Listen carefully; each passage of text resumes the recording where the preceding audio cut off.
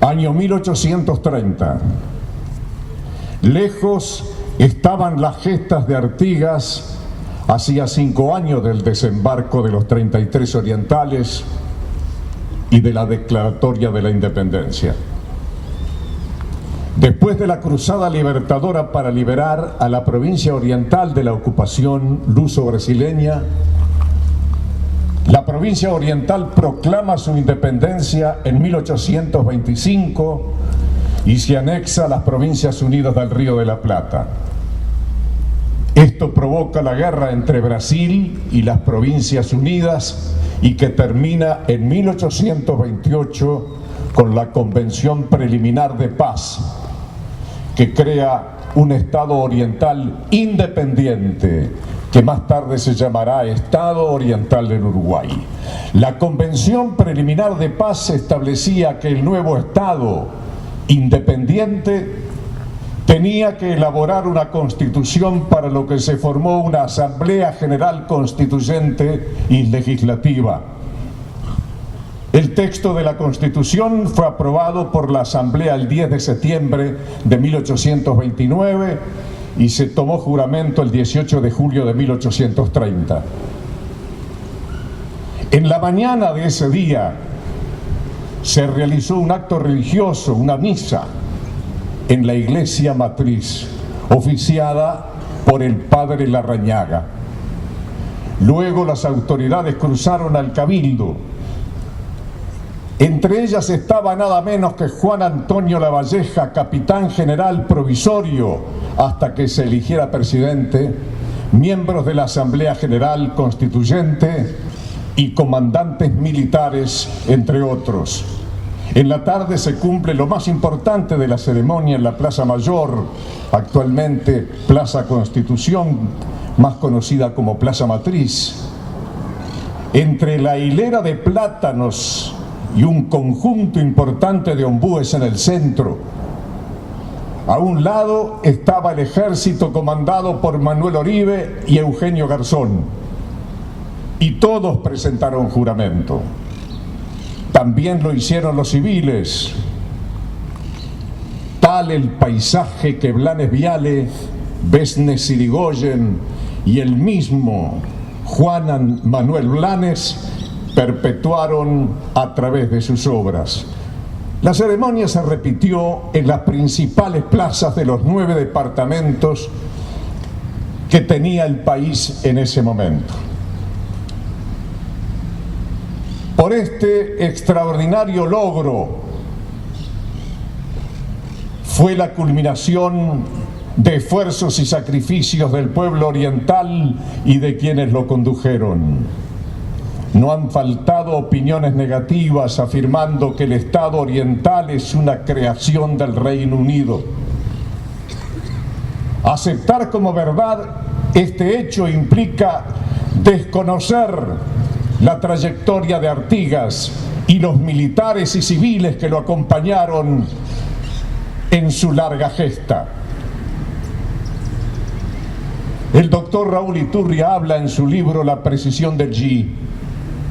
Nos dice, nos recuerda: Durazno fue centro de un planteamiento claro y determinante de los anhelos de la orientalidad.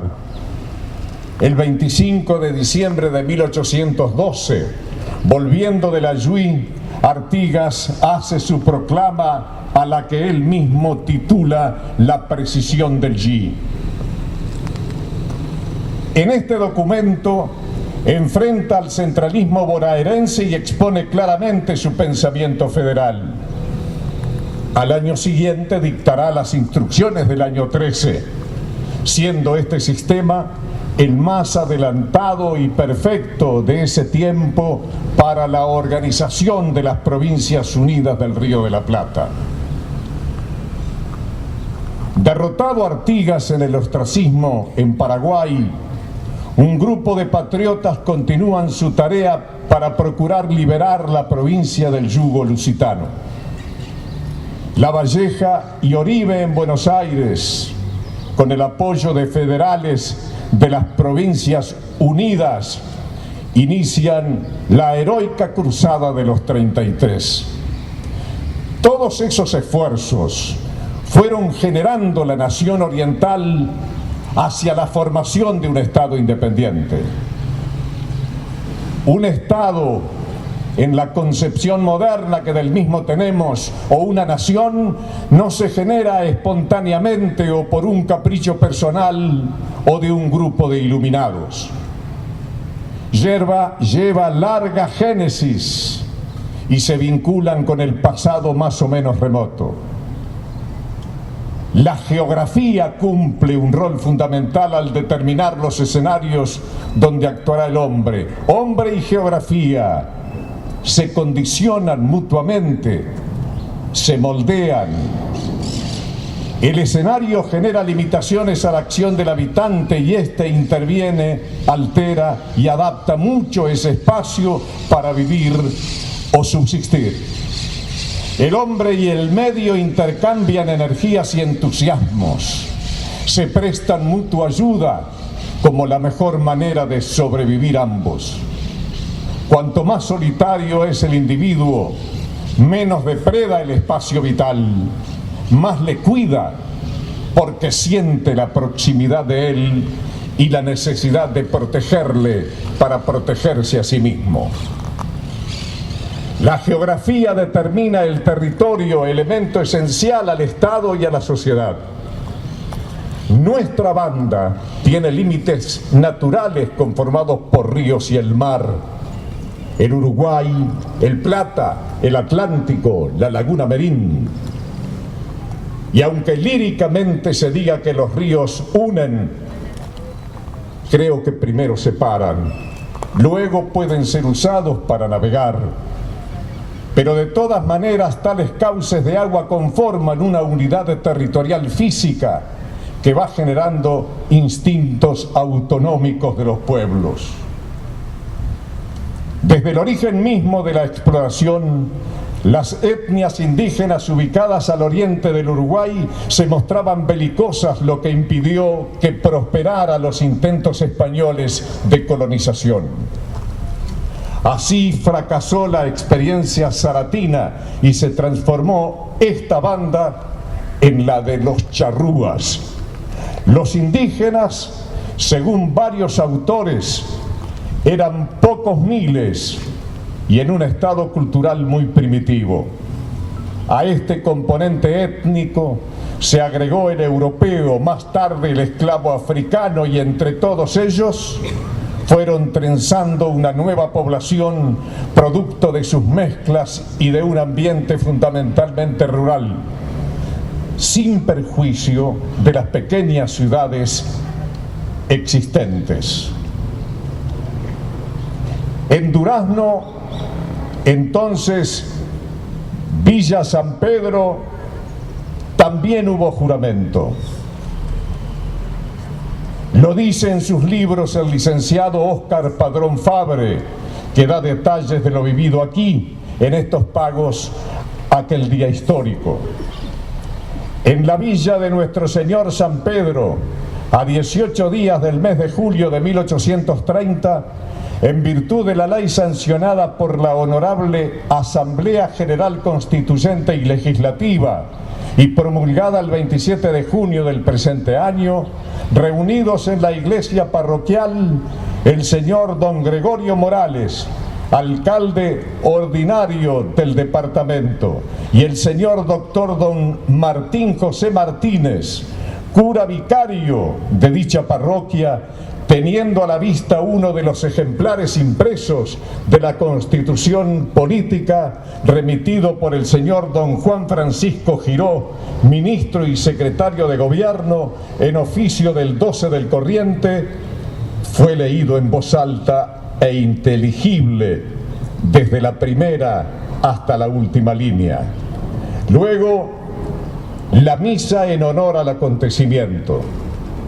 Seguidamente el párroco juramentó al alcalde y este al párroco y a las autoridades subalternas de su dependencia, pasando con el vecindario a la pirámide que se levantó en la plaza, en donde se le tomó juramento como como lo previene dicha ley, observando asimismo con la mayor exactitud y esmero las demás formalidades prescriptas. A este acto de regocijo concurrieron un crecido número de vecinos, quienes juraron guardar, cumplir y respetar en todas sus partes la gran Carta Constitucional que acababan de oír. Culminó todo ese largo proceso de pensamiento y acción de nuestros próceres en la creación del Estado República Oriental del Uruguay, cuya Constitución se juró un día como hoy, en 1830. Es necesario precisar que un pueblo no constituye una nación y que la nación es la base humana del Estado, y la tal nación es pueblo más otros componentes espirituales y culturales como el idioma, la religión, las tradiciones y una intención profunda de andar juntos el camino del bien.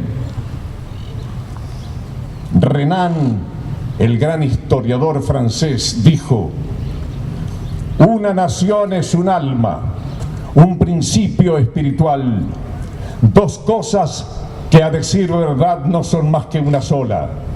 Constituyen esta alma, este principio espiritual. Una se halla en el pasado, la otra en el presente. Una es la posesión en común de un rico legado de recuerdos. La otra, el consentimiento actual, el de vivir en común.